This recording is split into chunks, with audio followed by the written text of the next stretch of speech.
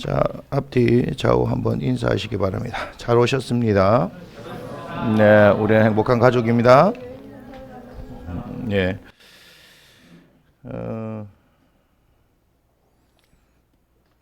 오늘 이 본문의 말씀은 여러분들이 잘 아는 내용입니다. 야곱이라는 사람이 있습니다. 야곱은 아브라함의 손자이죠. 자, 아브라함이 있고 그의 아들이 이삭이고, 이삭에게 두 아들이 있는데 한 날 한시에 난 쌍둥이죠. 그의 형의 이름이 에서고, 오늘 등장하는 이 인물 야곱이 동생입니다. 근데 성경에서 이 두 사람에 대해서 이제 비교를 합니다. 비교를 하는데 어떻게 비교를 하냐 하면 창세기 25장을 한번 보도록 할게요. 자, 25장 27절입니다. 25장 27절 함께 읽습니다. 그 아이들이 장성함에 에서는 익숙한 사냥꾼이었으므로 들사람이 되고, 야곱은 조용한 사람이었으므로 장막에 거주하니. 그래서 한날 한시에 난 쌍둥이인데 완전히 극과 극인 사람으로 이게 표현이 되어 있습니다. 그런데 오늘 우리가 보는 본문을 보니까 13절에 이렇게 이야기를 하고 있습니다. 야곱이 거기서 밤을 지내고 그 소유 중에서 형 에서를 위하여 예물을 택했다, 이렇게 이야기를 한 거죠. 야곱이 누구를 위해서요? 형을 위해서 예물을 택해요. 형제간인데 그래요. 형을 위해서 예물, 뭐 어떤 선물의 의미라고 생각해 보면 충분히 이해할 수 있는데, 그런데 그 선물의 규모를 한번 보겠습니다. 14절을 볼게요. 암염소가 얼마예요? 200이죠. 순염소가 20이고요. 암양이 200이고요. 순양이 20이에요. 벌써 여기만 하더라도 몇 마리인 것 같아요? 440마리예요. 근데 그 뒤에 이제 보면 전나는 낙타가 30이고요. 그 새끼요. 암소가 40이요. 이제 계산이 되고 있습니까? 황소가 10이요. 암나귀가 20이요. 그 새끼 나귀가 10이라. 자, 총 몇 마리입니까? 예? 많죠? 예, 그냥 많습니다. 자, 다시 우리가 13절로 한번 가보면 야곱이 형 에서를 위해서 예물을 택했다라고 하는데, 이 선물의 규모 치고는 상당하잖아요. 그렇지 않습니까? 여러분들이 어디에 관심이 있는지는 잘 모르겠지만 저는 보니까 소만 보더라도 암소가 40마리고 황소가 10마리예요. 그럼 소만 해도 몇 마리예요? 50마리죠. 소고기 좋아하십니까? 실컷 먹겠네요. 일단 소만 하더라도 50마리예요. 다른 건 잘 안 보이는데 50마리예요. 야, 선물 주는데 이런 동생 있으면 참 좋겠죠? 아닌가요? 저만 이제 재물에 눈먼 사람인 걸로 합시다. 그래, 이런 동생이 있었으면 좋겠어요. 그런데 동생이 형을 위해서 뭔가 선물을 주는 것 치고는 상당히 규모가 크다는 걸 알 수 있습니다. 그런데 모든 것에는 뭐가 있어요? 이유가 있겠죠.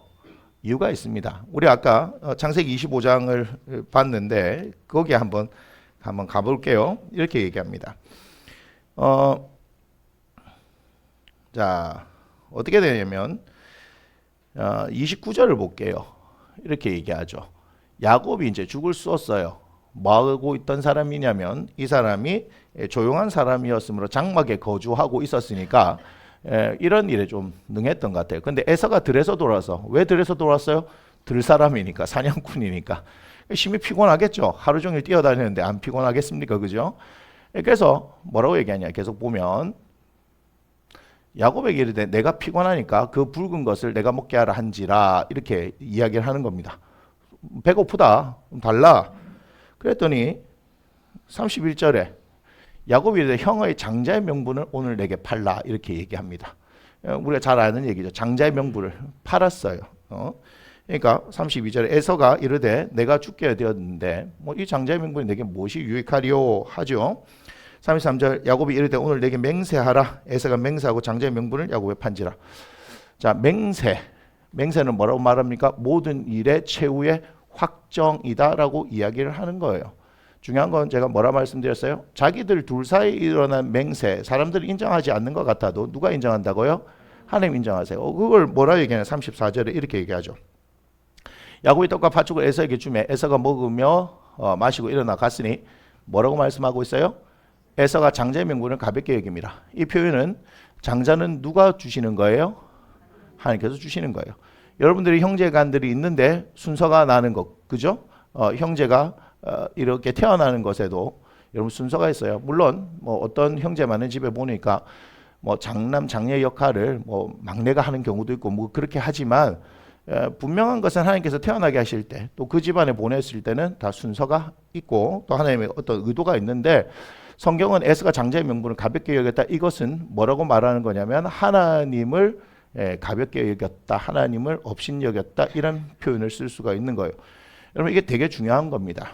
왜 그러냐면 여러분들이 하나님을 어떻게 대하느냐 하는 그 태도, 이 태도가 하나님께서 여러분들을 어떻게 대하느냐 이게 결정이 되는 거예요. 여러분 이게 잘 하셔야 돼요. 여러분 하나님 앞에 쓰임 받고 싶어요? 하나님께서 쓰시는 사람이 되고 싶습니까?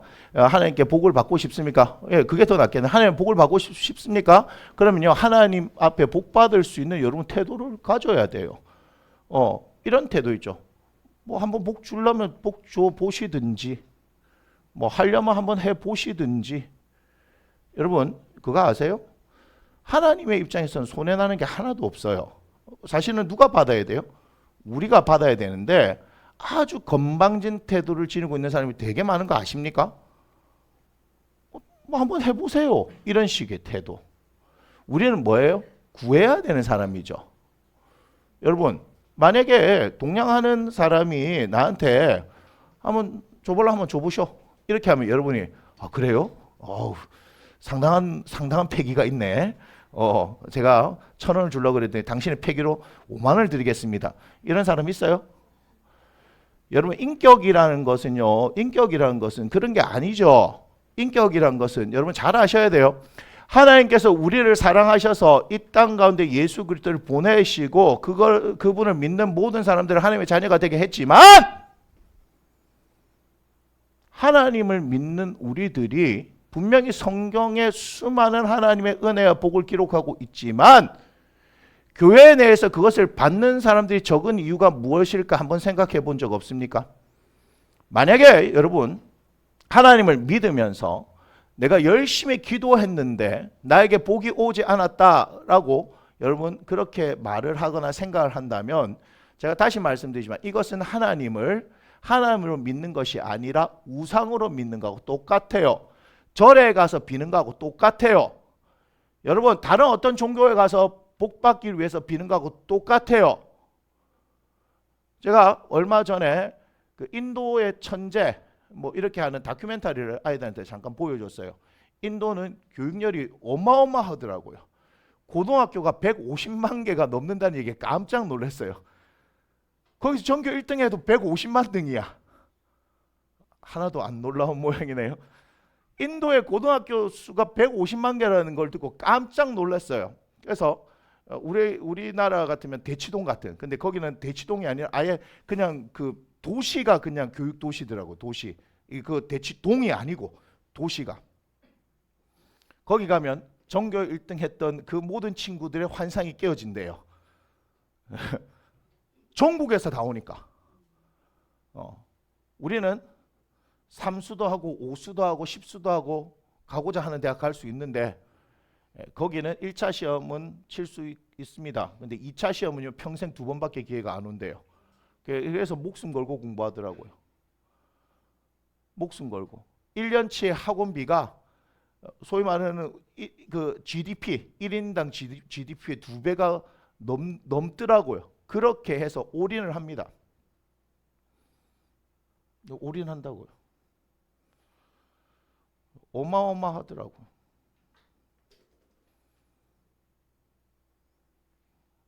우리가 하는 것들, 우리의 상황에서는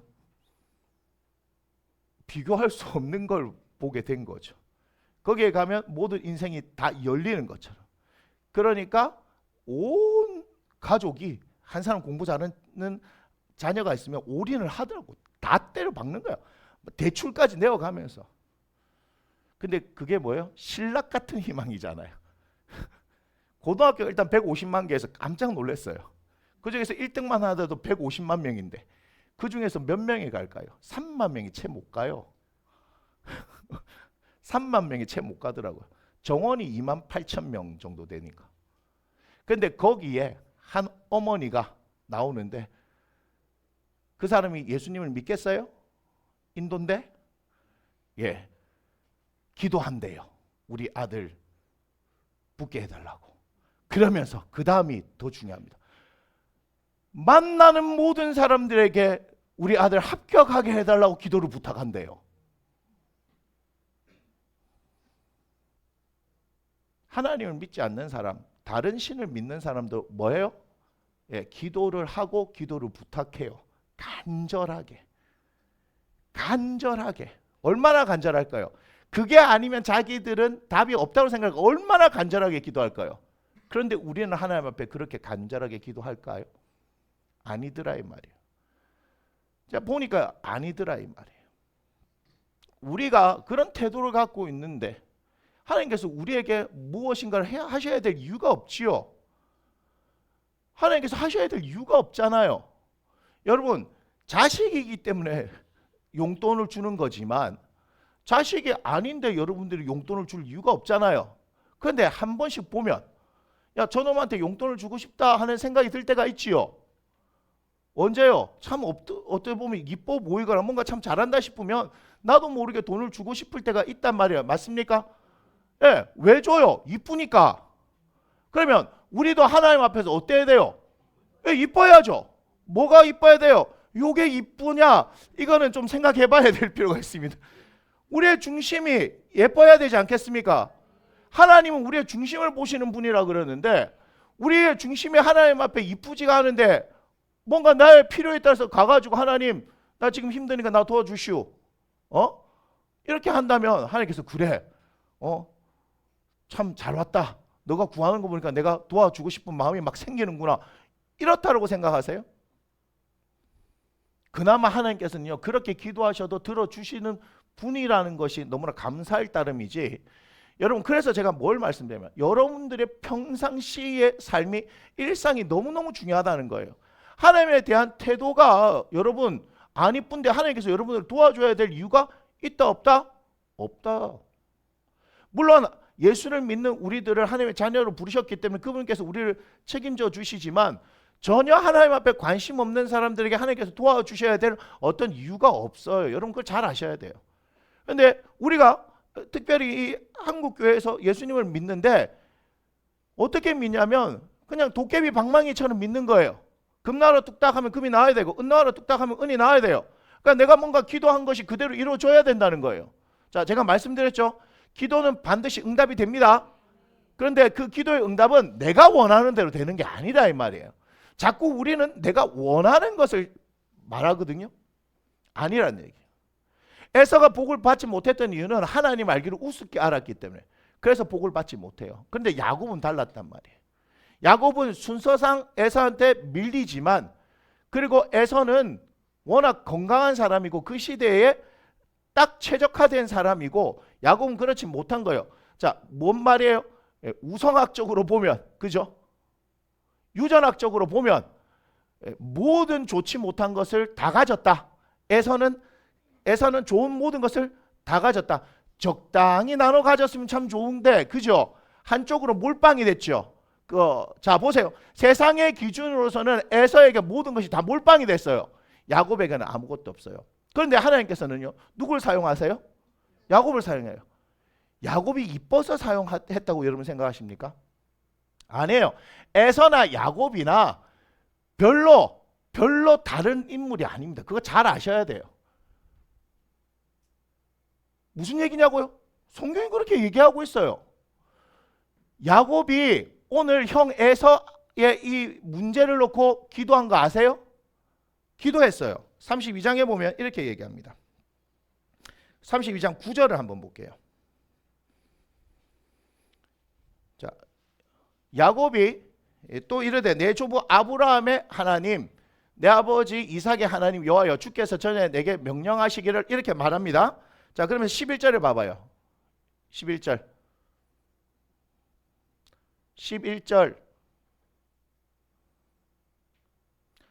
자, 뭐라고 얘기합니까? 내가 주께 간구하오니, 이렇게 얘기하죠. 여기서 기도라고 하면 25장에 야곱이 등장해서 32장까지 야곱은 총 몇 번 기도했을까요? 2번입니다. 딱 2번 기도했어요. 28장에 보면 바단 아람 외삼촌 집으로 도망가다가 베델에서 잠잘 때 꿈을 꾸죠. 거기서 하나님을 만나게 되죠. 그때 그가 자고 일어나서 뭐 하는 거예요? 거기에서 서원하여, 이렇게 얘기합니다. 서원, 기도잖아요. 서원 기도. 그 외에는 중간에 기도했다는 내용이 없습니다. 야곱이 안 힘들었을까요? 야곱의 인생을 보면 바단 아람 외삼촌 집에 가서 20년 동안 고생합니다. 사기도 외삼촌한테 10번이나 당하면서. 자, 사기 한 번만 당해도 속이 부글부글 하겠죠. 그런데 야곱은 20년 동안 사기를 10번이나 당합니다. 제일 첫 번째 사기는 어디서 당해요? 그가 너무나 사랑했던 라헬과 그 결혼인데, 결혼식 첫날부터 뭐예요? 외삼촌한테 사기를 당해요. 20년 동안 완전 사위가 아니라 종살이 하다가 하나님 때문에 탈출하게 되는데, 기도했더라라는 얘기가 안 나옵니다. 여러분 잘 아셔야 돼요. 야곱이 기도의 사람이었냐라고 물어본다면 그것은 아니라고 말할 수 있는 거예요. 자, 20년 동안 그렇게 고생했다면 그 힘들고 어려운 가운데 뭘 구했었어야 될까요?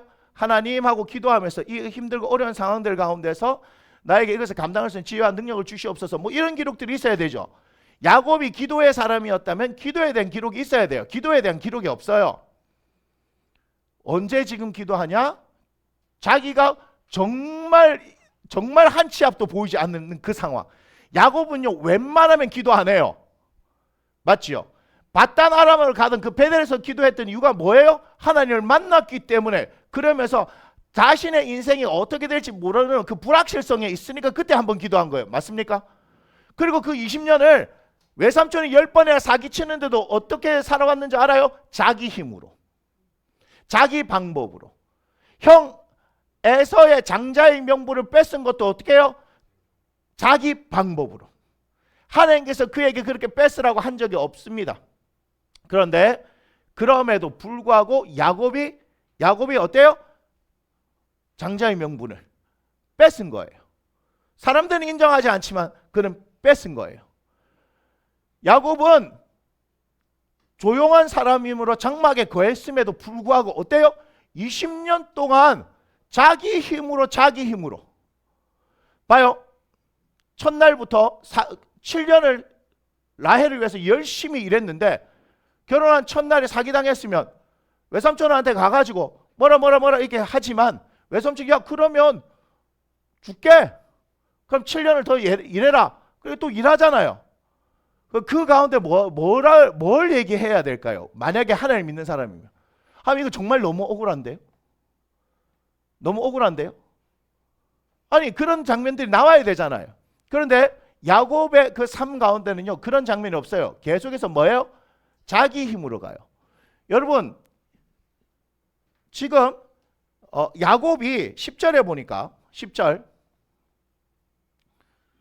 나는 주께서 주의 종에 베푸신 모든 은총과 모든 진실하심을 조금 더 감당할 수 없사오나, 뭐라고 말합니까? 내가 내 지팡이만 가지고 이 요단을 건넜더니 지금은 2때나 이루었습니다. 어마어마하게 많은 부를 이루었다는 얘기죠. 그런데 이게 어떻게 해서 된 거냐면, 하나님께서 일방적으로 야곱에게 행하신 거예요. 여러분 이거 잘 아셔야 돼요.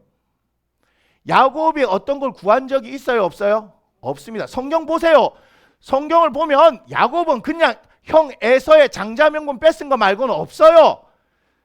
그리고 이삭이 축복하겠다, 죽을 때가 다 돼서 형 에서에게 축복하겠다 했을 때 야곱이 나 저 축복받고 싶은데 어떻게 하지 한 게 아니라 그의 엄마 리브가가 어때요? 야곱을 축복받을 수 있도록 밀어 넣은 거예요. 야곱이 뭔가 자기가 진취적인 인생을 살아본 적이 있다 없다? 없다 이 말이에요. 여러분 이거 잘 아셔야 돼요. 야곱은 자기가 진취적으로 뭔가를 할 이유가 없어요. 소위 말해서 부잣집 도련님이잖아요.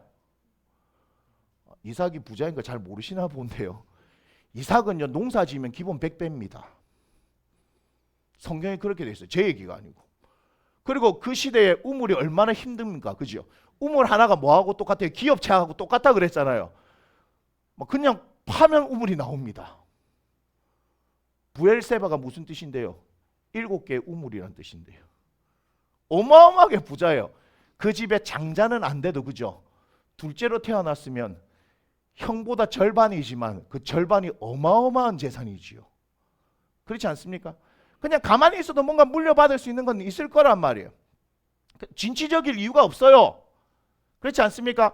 그래서 얘기하는 거예요. 조용한 사람이다. 장막에 거주했다. 뭐 하고 있었다? 팥죽 끓이고 있었다.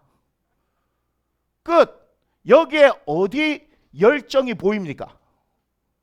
팥죽 끓이는 데는 진심이에요? 아니 야곱에게 어디 열정이 보입니까 여러분? 태어날 때 몰라요. 본능적으로 형 뒤꿈치를 잡은 그 열정을 보이는지 모르겠지만 없어요. 열정이라고는 없어요. 보입니까? 만약에 자기 아버지가 자기 형 에서에게 지금 축복을 하려고 하는 상황을 봤으면 여기 열정이 있다면 어떻게 돼요? 와 이거 큰일 났다. 이거 어떡하지? 나 이게 절호의 찬스인데 아버지가 지금 앞을 못 보는 이때에 내가 저 축복을 받아야 되는데 야 이거 큰일 났다. 어떡하지? 엄마 지금 아버지가 형한테 지금 축복을 주려고 하는데 형 지금 사냥하러 나갔어. 이때가 찬스인 것 같은데 뭐 좀 어떻게 좀 해봐요. 나 좀 도와줘요. 이렇게 해야 뭐가 되는 거예요? 드라마가 완성이 되는 거야. 그렇지 않습니까? 아니 한국 드라마 보면 그렇지 않아요? 뭔가 그렇게 권모술수가 이렇게 그때 나타나는 거 아니겠습니까? 그래야 드라마인데 여기는 그렇게 안 해요. 그냥 리브가가 듣고 뭐 하는 거예요? 야곱 그냥 겁내가지고 지금 벌벌벌 떨고 있는데 제가 축복받으러 갔다가 만약에 야곱인 거 들키면 사기친 거 들키면 그대로 뭐 받는다? 저주받을 건데 너보고 어떻게 하란 말이야? 야 걱정하지 마라. 내가 다 책임져 줄게. 내가 시키는 대로 하라. 그냥 밀어 넣는 거예요. 자 여기까지 보니까 야곱이 굉장히 진취적이고 적극적이며 뭐 그런 사람으로 보여지십니까? 아니에요. 바다나와랑 그럼 가고 싶어 갔습니까? 지금 잘 따라오세요. 외삼촌 집에 가고 싶어 갔나요? 아니잖아요. 형 에서가 어떻게 해요? 아버지 돌아가시고 나면 한번 보자. 근데 안 돌아가셨어. 오래 사셨어. 두고 보자 이렇게 얘기한 거예요. 그래 엄마가 큰일 났다 싶어서 외삼촌 집에 도망가 있어. 때가 되면 부를게. 뭐 이런 식으로 해서 보낸 거잖아요. 여기 어디에 야곱이 적극적으로 해가지고 야 큰일 났다. 형이 야 가만히 보니까 이 꼬라지를 보니까 눈빛이 나를 대하는 눈빛이 안 좋아. 이거 살기가 뛰어. 나를 볼 때마다 어떻게 살기가 뛰어. 밥을 먹는데도 먹지를 못하겠어. 나를 쳐다보는 눈빛이 어때? 꼭 죽일 것만 같아. 뭐 이렇게 해가지고 안 되겠다. 아버지 엄마한테 얘기해가지고 잠깐 외삼촌이 보고 싶어서 갔다 오겠습니다. 뭐 이렇게 얘기해야 되겠다. 그의 머릿속에 나온 게 있어요 없어요? 여러분 지금 잘 보셔야 돼요. 여러분들이 지금 기존에 알고 있던 것들에서부터 벗어나야지 오늘 하는 말씀이 들린다 이 말이에요. 제가 오늘 뻔한 얘기를 하려고 한 게 아니라 이 말이에요. 무슨 얘기인지 아시겠어요? 여러분도 뭐 다윗 이렇게 되면 뭐 완성된 신앙인 뭐 이런 식으로 가지고 있어요. 모세 얘기하면요. 그래서 항상 뭐예요? 제가 뒷담을 까잖아요. 이들의 추악한 민낯을 보여드리겠습니다. 이렇게 하면서. 그게 아니라 뭐예요? 그들도 우리와 똑같은 사람입니다 하는 걸 보여주고 싶은 거잖아요. 성경은 그걸 기록했어요. 여러분 이해가 되세요? 위인전기가 아니라 이 말이에요. 에? 아브라함 위인전기가 아니에요. 야곱 위인전기가 아니라 이 말이에요. 그들의 연약한 걸 그대로 적고 있는 거예요. 맞습니까? 다윗도 만약에 그냥 대단한 위인으로 적어진다면 뭘 빼야 돼요? 바세바 사건은 무조건 빼야 되는 거예요. 맞아요? 인구조사 해가지고 그 다윗 때문에 사람들이 수만 명이 죽는 사건은 빼야 되는 거예요. 맞죠? 근데 그렇게 하지 않아요. 성경은 있는 그대로 이야기합니다. 왜 이게 중요합니까? 그것이 우리의 모습이기 때문입니다. 성경을 통해서 뭘 봐야 되냐면 내 모습을 봐야 되는 거예요. 맞다. 이 사람들이 나와 똑같은 사람이구나. 성경은 뭐라 얘기합니까? 엘리야는 우리와 성정이 같은 사람이다. 결국은 사람일 뿐이다 하는 걸 이야기하는 거예요. 우리는 성경에 등장하는 수많은 인물을 통해서 누굴 보는 거예요? 나를 보는 거예요. 그런데 이렇게 연약하고 부족한 사람을 하나님께서 어떻게 하신다? 사용하신다는 거예요. 보셨나요? 바단 아람에 갈 때까지 야곱의 인생은 어떤 거 하나 적극적이고 진취적이었던 인생을 살아본 적이 없습니다. 단 하나 뭐 했어요? 형님 장자의 명분 팥죽 한 그릇 뺏는 거 외에는 그가 적극적으로 나서서 능동적으로 어떤 했던 행동들이 있어요? 없어요? 없어요. 없어요. 그가 그렇게 살아야 될 이유가 없잖아요. 맞습니까? 그럼 여기서 보입니까? 여기서 보입니까? 자, 이스라엘이라는 이름의 뜻이 나오죠. 이스라엘. 뭐라고 말씀하고 있어요? 성경에 보니까 28절, 오늘 본문 28절에 뭐라고 말합니까? 함께 읽습니다. 28절 시작. 그가 이르되 내 이름을 다시는 야곱이라 부를 것이 아니요 이스라엘이라 부를 것이니. 자, 뭐래요? 누구하고 싸웠어요? 하나님과 사람들. 이 사람들과 뭐 했다고요? 겨루었다. 겨루어 뭐 했다? 이겼다. 자, 이스라엘이라. 야곱이 뭐가 되는 거예요? 이스라엘이 되는 거죠. 하나님께서 뭐 하시는 거예요? 야곱을 야곱으로 살게 하시는 것이 아니라 이스라엘로 살게 하기 위해서는 뭐 하셔야 된다? 아버지 밑에서, 엄마 밑에서 편안한 생활 하던 것 다 청산시키고 누구 밑으로 보내야 된다? 라반 외삼촌 집으로 보내야 된다. 뛰는 놈 위에 나는 놈, 나는 놈 위에 붙어 다니는 놈. 자, 에서가 뛰는 놈이면 나는 놈은 누구요? 야곱이죠. 붙어 다니는 놈은요? 라반입니다. 세상에 야곱을 상대로 10번이나 사기를 쳐요. 그런데 10번이나 사기당하는 야곱은요? 멍청한 거죠. 아니 맞잖아요. 사기를 쳐서도 안 되지만 당할 때에 참 여러 가지 이유가 있지만 가장 근본적인 건 뭐죠? 욕심이죠. 사실 욕심이잖아요. 그런데 그거를 한 번만 당해도, 그죠? 얼마나 그게 힘이 들어요. 근데 야곱은요, 동일한 인물에게 동일한 패턴으로 몇 번을 당해요? 사기 10번 당했어요. 성경이 그렇게 기록하고 있죠. 자, 그러면 야곱이 어떤 인물로 보이십니까? 아니, 우리끼리 한번 얘기해봐요. 야곱 형님은 못 듣고 있어. 우리끼리 한번 얘기해봐요. 똥멍청이 맞아요. 아니, 다양한 인물에게 다양한 수법으로 걸리면 모르겠는데, 여러분 제가 말씀드렸죠. 죄 짓는 거는요, 패턴이 동일합니다. 패턴이 동일하다고요. 패턴이 동일한데 지금 동일범에게 몇 번이나 당해요? 10번이나 당해요. 그럼 야곱은 똑똑해요? 안 똑똑해요? 안 똑똑하지요.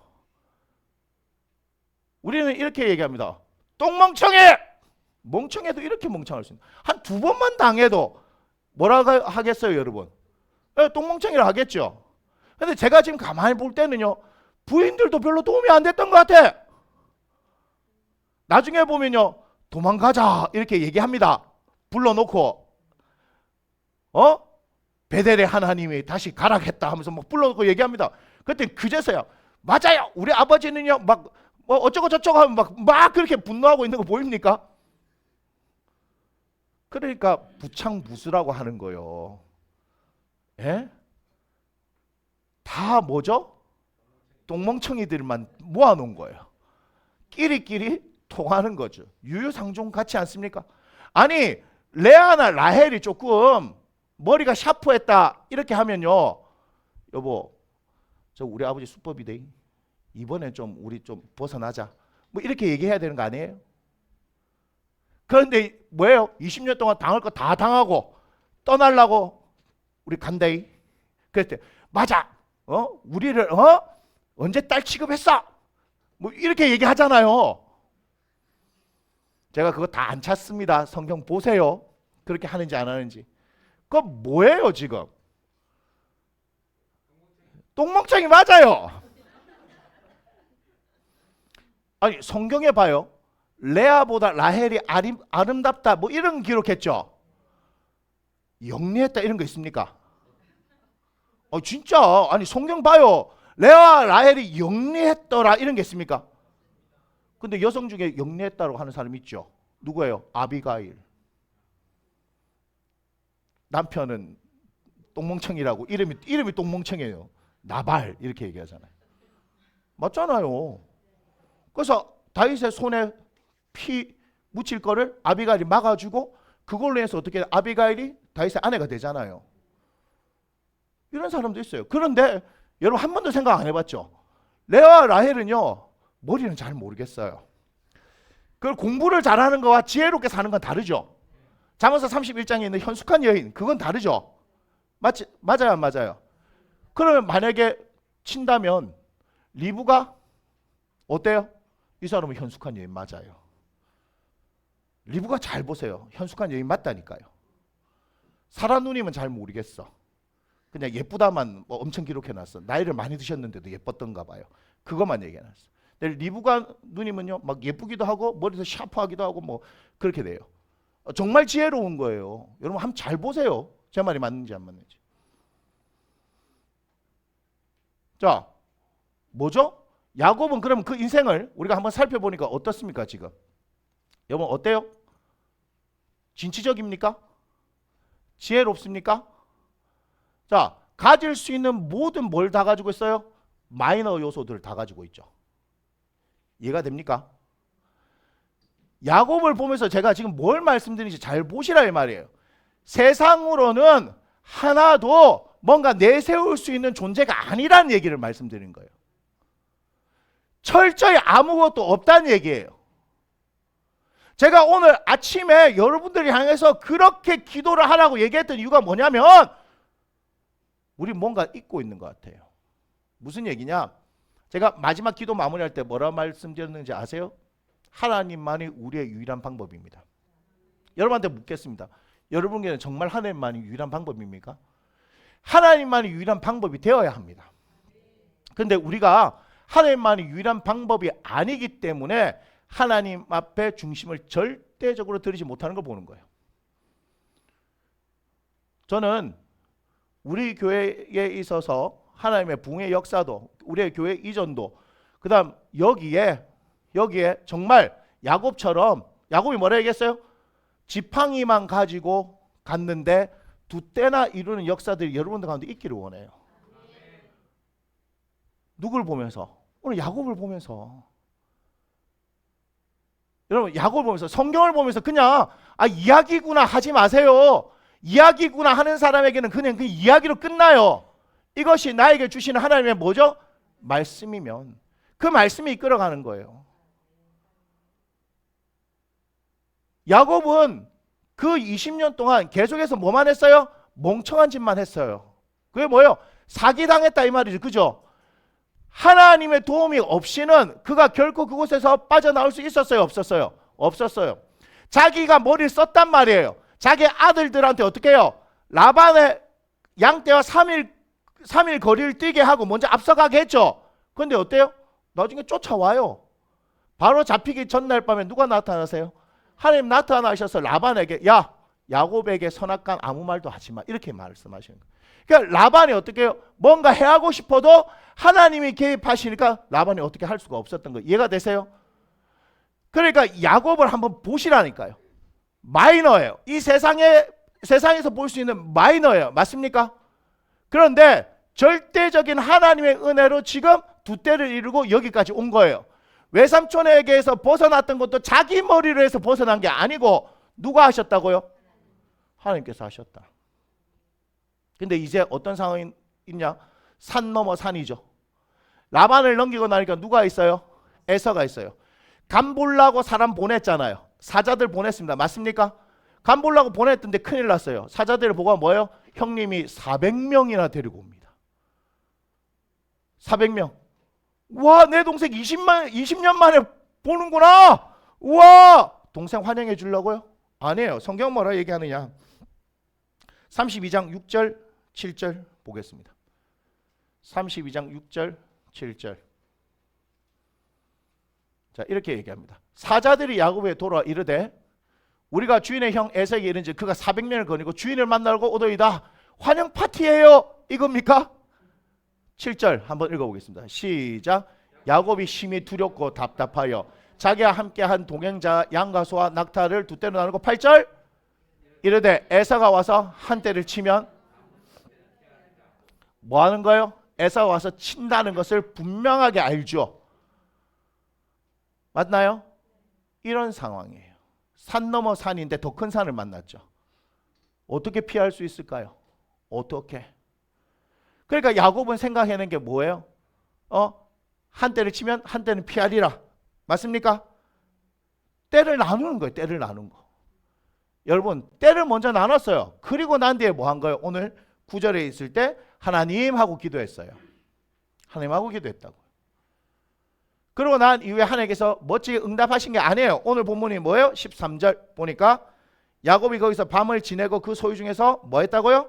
형 에서를 위해서 예물을 택하니 뭐 한 겁니까? 여전히 자신의 방법을 사용하는 것 맞습니까? 맞나요? 그래서 하는 거예요. 자, 16절부터 쭉 보면 이렇게 얘기합니다. 그것을 각각 때로 나누어 종들의 손에 맡기고 그의 종에게 이르되 나보다 앞서 건너가서 각대로 거리를 두게 하라 하고 그 뒤에 그가 또 앞선 자에게 명령을 이르기를 이르되 내 형 에서가 너를 만나 묻기를 네가 누구의 사람이 어디로 가느냐 네 앞에 것은 누구의 것이냐 하거든 대답하기를 주의 종 야곱의 것이요 자기 주 에서에게로 보낸 예물이오며 야곱도 우리 뒤에 있나이다 하라 하고 맞습니까? 그 다음에 보니까 어떻게 돼요? 그 둘째와 셋째와 각대를 따라가는 자에게 명령을 이르되 너희도 에서를 만나거든 곧 이같이 그에게 말하고 이렇게 얘기하죠. 그러니까 철저히 자신이 할 수 있는 모든 방법을 지금 다 구하고 있는 거 아닙니까? 그러면서 20절에 보세요. 함께 있습니다. 시작. 또 너희는 말하기를 주의 종 야곱이 우리 뒤에 있다 하라 하니 이는 야곱이 말하기를 내가 내 앞에 보내는 예물로 형의 감정을 푼 후에 대면하면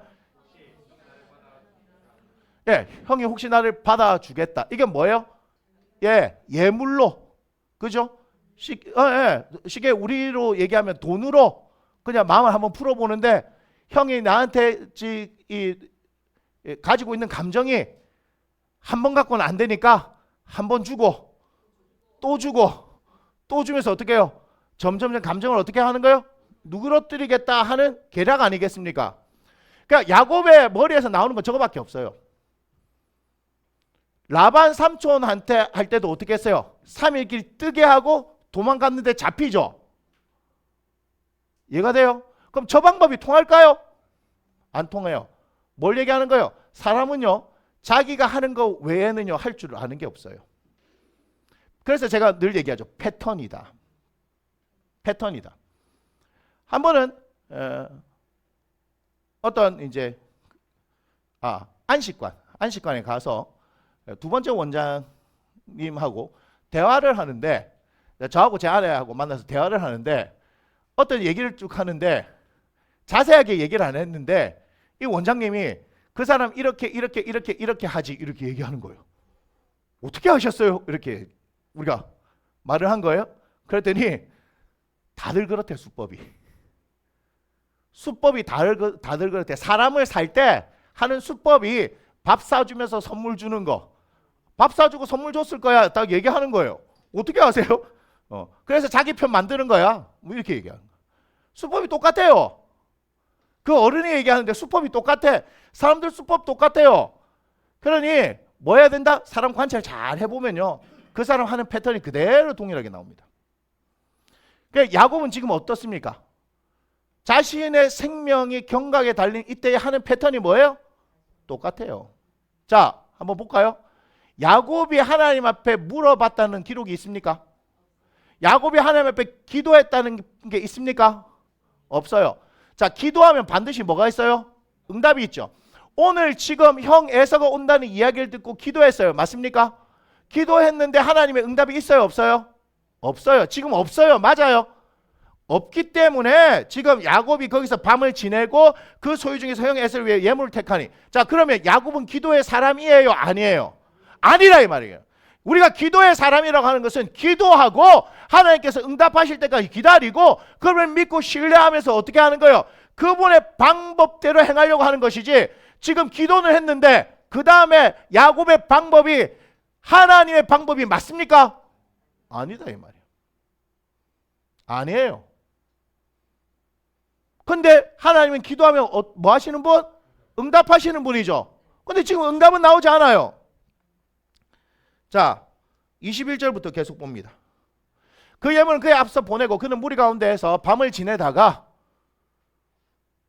밤에 일어나 두 아내와 두 여종과 11 아들을 인도하여 야복 나루를 건널세 그들 인도하여 시내를 건너가게 하며 그의 소유도 건너가게 하고 어떻게 합니까? 야곱은 홀로 남았더니 하고 나서 그 다음에 그 사이에 어떤 사람이를 뭐요? 예, 간격을 두셔야 되는 거예요. 간격을 두셔야 된다고요. 여기와 여기 간격을 두셔야 되는 거예요. 자, 뭐예요? 야곱은 홀로 남았더니 야곱이 할 수 있는 모든 일은 다 끝났다. 맞습니까? 그러면 뭐예요? 이 간격 사이에 하나님께서 개입하지 않으면 야곱은 그 다음 날 끝난다 이 말이에요. 야곱은 홀로 남았더니 그 다음에 어떤 사람이 이렇게 읽어버리면 이 간격을 볼 수가 없어요. 야곱은 홀로 남았더니 슬롯이 딱 치고 나서 뭐예요? 야곱이 할 수 있는 모든 일은 다 했다. 다 했다. 그 다음 뭐가 없으면 하나님께서 개입하지 않으시면, 하나님께서 응답하시지 않으시면 어떤 일도 일어나지 않는 그냥 자기의 인생은 자기가 예상하는 대로 그대로 그곳에서 끝이 난다. 맞습니까? 근데 지금 어떻게 하세요? 하나님께서 어떤 사람을 보내시는 거예요. 호세아 12장 3절 4절. 호세아 12장 3절 4절.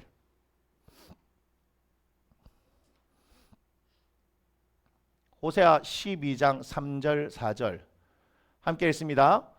야곱은 모태에서 그의 형의 발 뒤꿈치를 잡았고 또 힘으로는 하나님과 겨루되 천사 겨루어 이기고 울며 그에게 강구하였으며, 이렇게 나오죠. 이게 지금 무엇을 얘기하는 거예요? 예, 이 뒤에 사건이죠. 그런데 어떤 사람, 창세기에 어떤 사람을 호세아서는 뭐라고 얘기합니까? 천사라고 이야기를 합니다. 그래서 하나님께서 누굴 보내신 거예요? 천사를 보내시니까 뭐가 되는 거죠? 기도의 응답이 이루어졌다. 맞습니까? 그가 어떻게 기도했습니까? 11절을 보니까 내가 주께 간구하니 내 형의 손에서 에서의 손에서 나를 건져내시옵소서. 건져내 달라고 지금 얘기한 거죠. 건져내 주시는데 하나님께서 어떻게 건져내 주시냐? 천사를 보내셨어요. 자, 천사를 보내시면 어때요? 그 천사를 통해서 뭐 지키시고 보호하시고 인도하시고 뭐 앞에 있는 형 에서를 뭐 그냥 장풍을 쏘아서 뭐 물러가게 하든지 뭐 담을 쌓든지 뭐 등등등 어떤 걸 해야 될 거 아니에요. 근데 뭐 해요? 갑자기 날이 새도록 야곱과 뭐 하는 거예요? 씨름해요. 우리의 씨름하고 다르죠? 레슬링이잖아요. 레슬링 하는 거예요. 그런데 25절에 이렇게 얘기합니다. 자기가 야곱을 이기지 못함을 보고 이렇게 얘기합니다. 자, 이걸 보면서 뭘 느껴야 돼요? 야곱은 필사적이다. 필사적이다. 세상에 천사가 야곱을 못 이길 정도로 뭐 하는 거예요? 필사적이다. 맞나요? 그러니까 어떻게 합니까? 허벅지 관절을 딱 하고 치죠. 엉덩이에 있는 이 뼈를 그냥 팍 날려버린 거예요. 팍 치니까 그럼 어때요? 뼈가 푹 빠지니까 악 하고 어떻게 됩니까? 잡고 있던 건 놓겠죠? 그죠? 요즘 격투기 프로그램 워낙 많아가지고 보면 알 겁니다. 대등하게 싸우다가 뭔가 한 방 팍 맞고 나면 그냥 바로 끝입니다. 쓰러지니까 끝나는 거예요. 지금 여기에 뼈가 부러지면 끝난 거예요. 그런데 뭐라고 얘기합니까? 26절. 그가 이르되 날이 세려하니 나로 가게 하라. 야곱이 이르되 당신이 내게 축복하지 않으면 가게 하지 아니하겠나이다. 부러졌는데도 뭐 하고 있는 거예요? 붙들고 있는 거예요. 붙들고 있는 거예요. 자, 여러분들한테 지금 너무 지금 잘 알고 있는 그 얘기를 하려고 제가 지금 이 얘기를 하는 게 아닙니다. 야곱을 오늘 엄청 깠잖아요. 그죠? 자, 세상으로 봤었을 때 뭐예요? 예, 똥멍청이 맞아요. 가지고 있는 것도 맞잖아요. 육체적으로도 마찬가지고 뭔가 지능적으로도 뭐 뛰어나다 이런 얘기 없습니다. 하고 있는 거 보면 그죠? 뭔가 진취적인 인물도 아니고요. 적극적인 인물도 아니에요. 정말 세상의 마이너예요. 그런데 생명의 위협 앞에서는 누구나 다 어떻게 해요? 적극적일 수 있어요. 여러분, 야곱만이 이렇게 하는 게 아닙니다. 여러분들도 혼자 남겨둬서 만약에 죽을 상황으로 몰아넣으면 어떻게 할까요? 살라고 몸부림칠까요? 안 칠까요? 칩니다. 그래서 이것을 여러분 보면서 야곱이 특별하다라고 생각하면 안 돼요. 특별한 게 아니에요. 살 길이 뭐죠? 살 길이 여기밖에 없으니까 살라고 뭐 하는 거예요? 몸부림치는 거 보입니까 지금? 그런데 하나님께서 의도적으로 이렇게 하셨어요. 하나님께서 의도적으로. 지금 제가 뭘 얘기했어요? 자기가 살려고 몸부림치죠?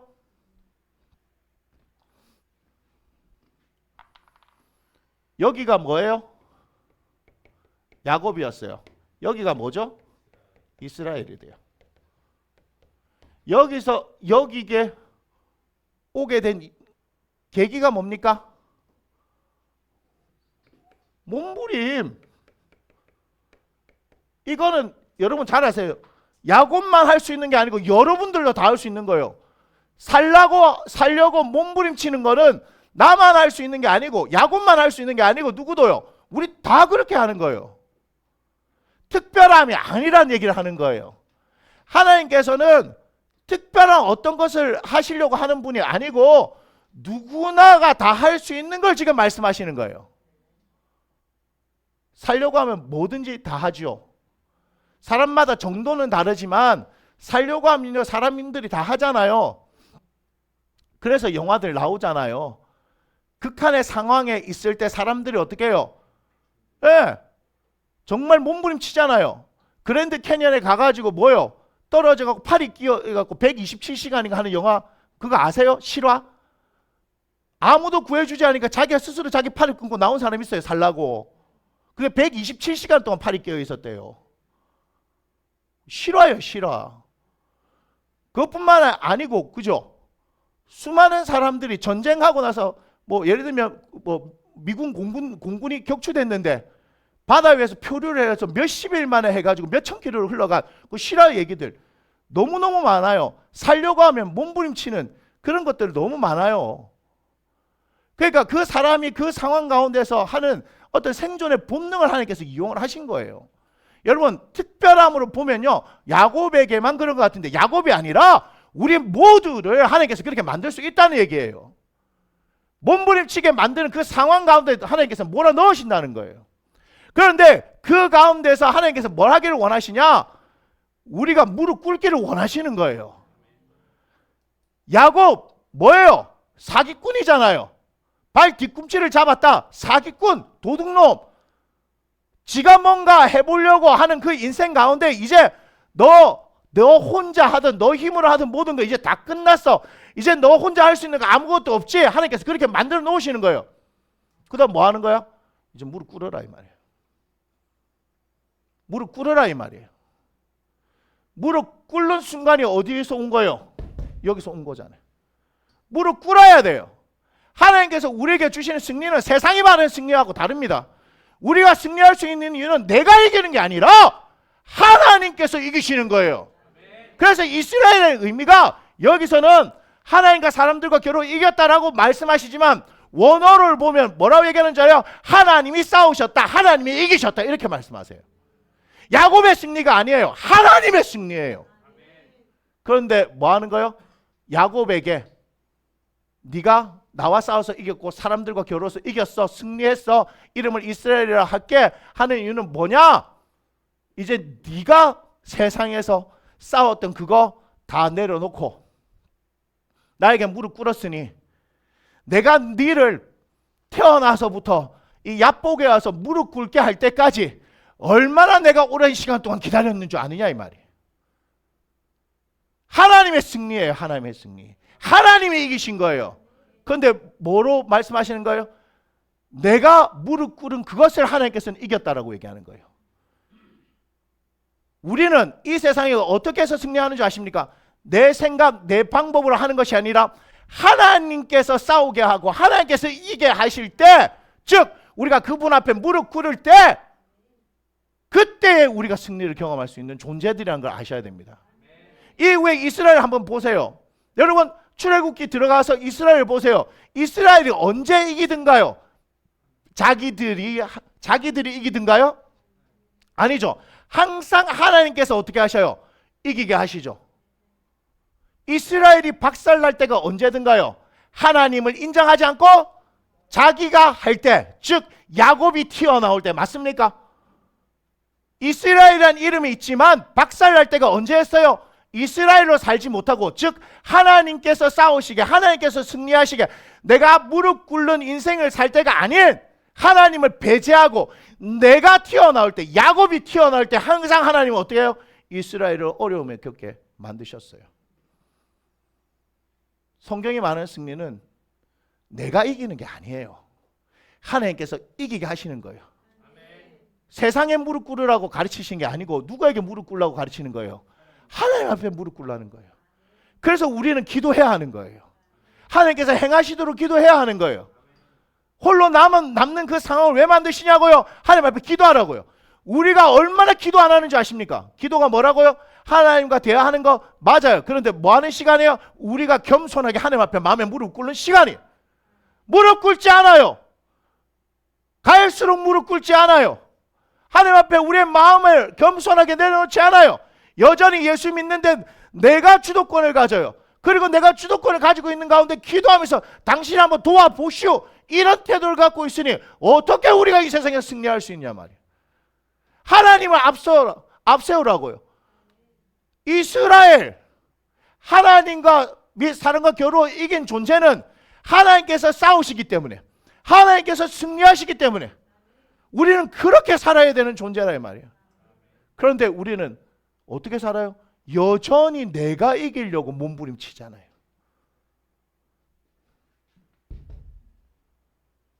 혼자 남을 때까지 하나님께서 밀어 넣으실 거예요, 여러분. 밀어 넣으실 거예요. 그래서 뭘로 만드시는 거예요? 이스라엘로 만드시는 거예요. 이스라엘로 만드는 거는요, 우리를요 그 극한 상황에서 몸부림치게 만드는 거예요. 다시 말씀드립니다. 야곱이 특별한 존재라서가 아닙니다. 이해가 되세요? 여러분 동일한 사람한테 10번 사기당하시는 분 있습니까? 여기에 그 정도로 모질하시는 분 없는 것 같아요. 제가 볼 때. 야곱은 그런 존재예요. 그 부인들도 별로 도움이 안 됐어요. 하나님이 야곱의 인생에 개입하지 않으셨다면 야곱은 한 발짝도 나갈 수 없는 인생, 어쩌면 바다만에서 인생이 끝날 수도 있는 인생, 아니면 그것을 넘어왔다 하더라도 야복에서 인생이 끝날 수 있었단 말이에요. 근데 하나님께서 어떻게 하세요? 무릎 꿇게 하세요.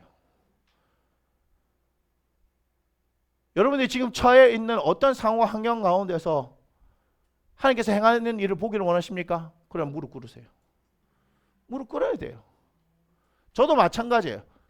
이번 한 주 여기 지금 독감으로 뭐 여기서 아프신 분들 많은데 저도 한 주 동안 있으면서 계속해서 하나님 앞에 제가 몸부림친 게 있어요.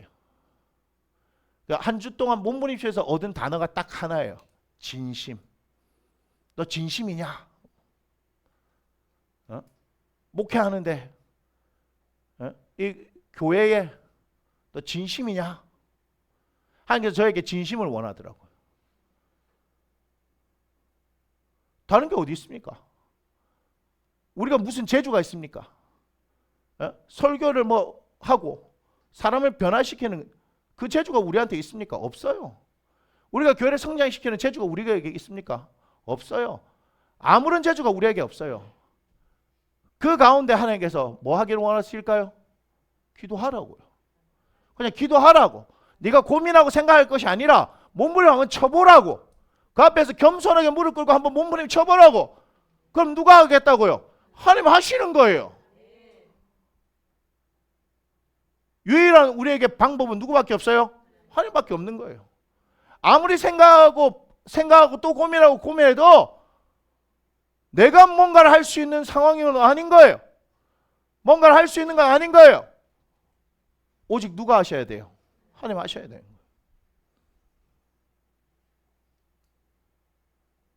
하나님 하셔야 되는 거예요. 하나님께서 행하시도록 해야 되는 거예요. 그럼 하나님이 어떻게 하면 행하십니까? 우리가 하나님 앞에 절대적으로 무릎 꿇을 때 하나님께서 행하시는 거예요. 우리가 하나님 앞에 구하지 않는데 하나님께서 하실 이유가 없잖아요. 맞습니까? 우리가 안 구하는데 하나님께서 행하실 이유가 없잖아요. 한번 보세요. 하나님께서 언제 행하실까요? 항상 하나님 앞에 구할 때. 누구도 그랬어요. 히스기야도 필사적으로 구할 때. 맞습니까? 우리 예수님도 필사적으로 구한 거 아십니까? 그 겟세마네인 거 아세요? 겟세마네에서 뭘 기도하셨어요? 할 수만 있거든 이 잔을 내게서 옮겨옵소서. 그런데 내 뜻대로 마옵시고 아버지 뜻대로 되기를 원하나이다. 아버지 뜻대로 되어진 것. 예수님조차도 뭐 하기를 원했다고요? 자신이 그거를 하기 싫었다는 얘기예요. 그런데 누구 뜻에 맞추는 거예요? 하나님 뜻에 맞추는 거예요. 그거 정말 하기 싫다고요. 예수님도 뭘 얘기하는 거예요? 나 하나님 그 뜻에 맞추는 게 너무너무 고통스러워요. 너무나 힘들어요. 그런데 어떻게 맞추는 거예요? 기도하면서 맞추는 거예요. 기도하면서 맞추는 거예요. 그렇게 무릎 꿇게 되니까 하나님께서 우리가 선포하는 거 맞잖아요. 오른손 높이시죠. 그게 승리예요. 하나님 뜻이 이루어지도록 내 무릎을 꿇어야지만이 승리예요. 예수님께서 겟세마네에서 몇 번이나 기도하셨어요? 3번이나. 결코 예수님에게도 만만치 않은 일이에요. 너무너무 고통스러운 일이에요. 그런데 기도하면서 뭐 하는 거예요? 주님 앞에 무릎 꿇는 거죠. 주님 앞에 무릎 꿇는 거예요. 우리가 기도하지 않으면 하나님 앞에 무릎 꿇을 수가 없다는 거. 그거 기억하셔야 돼요. 기도하면서 무릎 꿇어야 돼요. 무릎 꿇으면 그것이 지는 것 같아요. 예수님이 십자가에서 죽는 것 같아요. 무덤 속에 갇히는 것 같아요. 그런데 하나님께서 어떻게 하셔요? 그 순종을 통해서 승리하게 하십니다. 할렐루야. 우리 기도에 무릎을 꿇읍시다. 몸부림칩시다. 하나님께서 승리하십니다. 하나님께서 이기신다고요. 근데 그것이 누구의 승리가 되는 거예요? 나의 승리가 되고 내가 하나님과 사람들과 겨루 이겼다라고 하나님께서는 하신다 이 말이에요. 우리 일어나서 함께 찬양 드리겠습니다.